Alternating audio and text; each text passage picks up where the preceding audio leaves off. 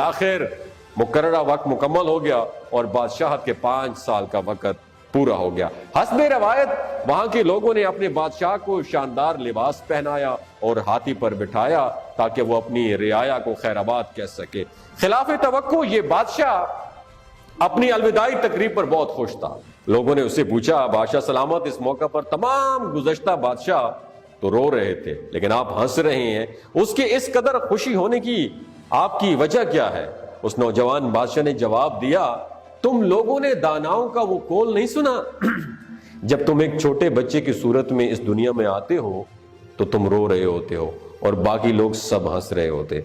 ऐसी जिंदगी जियो कि जब तुम मरो तो तुम हंस रहे हो और बाकी दुनिया रो रही हो। मैंने ऐसी जिंदगी गुजारी है जिस वक्त तुम तमाम बादशाह महल की रंगीनियों में खोए हुए होते थे तो मैं उस वक्त अपने मुस्तकबिल के बारे में सोचता था।